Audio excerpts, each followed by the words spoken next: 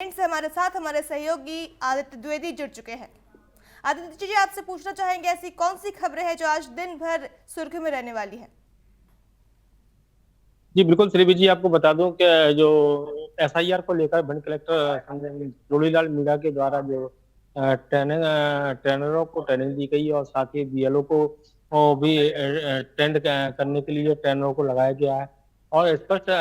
जो जिला निर्वाचन अधिकारी हैं जोड़ीलाल मीणा, उन्होंने स्पष्ट निर्देश दिए कि बीएलओ को किसी भी प्रकार की कोई समस्या नहीं आनी चाहिए। एसआईआर जो है वो जो त्रुटि जो जो भी उनमें त्रुटियां हैं नामावली में, वो नामावली त्रुटि मुक्त हो और इसीलिए हर पहलू की बारीकी से इनको जानकारी दी जाए और बारीकी से इनको ट्रेनिंग दी जाए। तो ये जिला निर्वाचन अधिकारी की ओर से संबंधित सभी बीएलओ को निर्देशित किया गया और ट्रेनरों को निर्देशित किया गया भली भांति अच्छी तरीके से इनको जो ट्रेनिंग दी जाए ताकि त्रुटि पूर्वक जो नामावली है उसको त्रुटि मुक्त नामावली बनाया जा सके और एफआईआर पर अच्छी तरीके से काम हो सके। इसके साथ ही आपको बता दूं भिंड करोड़ोलाल मीडिया के द्वारा स्पष्ट रूप से जो टीएल बैठक है उनके माध्यम से जिले के तमाम अधिकारियों को निर्देशित किया जा रहा है कि जो भी फसल का नुकसान हुआ है उसका जमीनी स्तर पर जाकर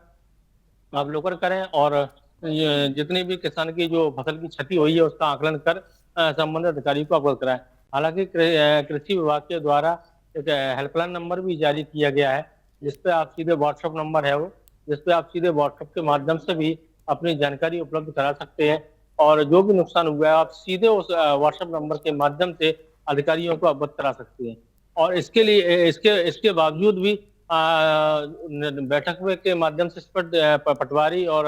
ग्राम विकास जो अधिकारी होते हैं उनको भी सेक्रेटरियों को भी स्पष्ट निर्देश दे दिए गए हैं और साथ ही एसडीएम को भी स्पष्ट निर्देश दिए आप भी मौके पर जाएं और वो जो भी किसानों का नुकसान हुआ है उस फसल का आकलन कराएं और संबंधित पटवारी हल्का पटवारी से उसकी रिपोर्ट भी मंगवाई जाए ताकि जो किसानों का नुकसान हुआ है उस पर जो है अमल लाए और उनको जो मुआवजा है मुआवजे की राशि अतिशीघ्र किसानों को उपलब्ध कराई जा सके। इसके अलावा आपको बता दूं कि जो दिलवी जी जो सरकारी जमीनें हैं बड़ी जिले की उनमें कहीं ना कहीं जो कहीं तालाब की है या ग्राम पंचायत की है या नगर पालिका क्षेत्र में आती है तो इन सरकारी जमीनों पर अक्सर देखने में आया है कि भूमाफिया कब्जा कर लेते हैं और फिर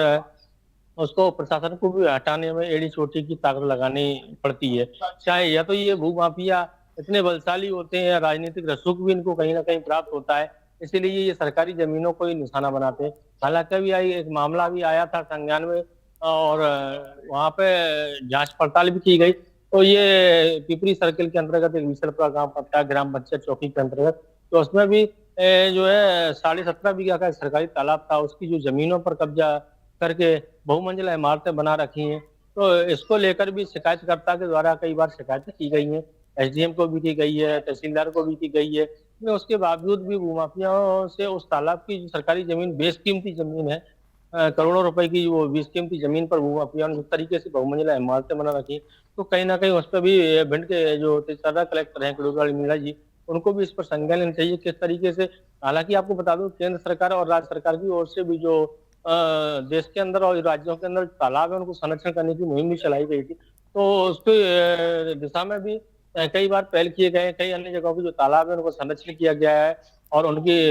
जो पक्का किनारा आसपास का उसको निर्माण कराया गया ताकि तालाबों को संरक्षण किया जाए, जो गर्मियों आती हैं तो उस समय वाटर लेवल डाउन ना हो। तो ये तमाम बिंदु हैं जिनको लेकर बैठकें भी की जाती हैं, शिकायतें होती है, लेकिन इसमें जिले के जो आला अधिकारी हैं उनको भी संज्ञान लेना होगा कि किस तरीके से सरकारी जमीनें हैं उनसे भूमाफियाओं को कब्जा मुक्त कराना होगा। तो ये बात और रही बात शिक्षा विभाग की, शिक्षा विभाग में कई ऐसे भ्रष्टाचार सामने आते हैं। हालांकि भिंड के कलेक्टर ने स्पष्ट दो टूक कह दिया है कि शिक्षा का व्यवस्था को लेकर किसी भी तरह की कोई कोताही बर्दाश्त नहीं की जाएगी। अगर किसी विद्यालय से बच्चे गायब हो रहे हैं तो वो शिक्षक ये पता लगाएं आखिर ये बच्चे विद्यालय से क्यों गायब हुए हैं। तो इस तरीके के तमाम जो है प्रयास वो जिला प्रशासन की ओर से भी की जाए और साथ ही शासन प्रशासन से भी ये प्रयास किए जा रहे हैं। इसके अलावा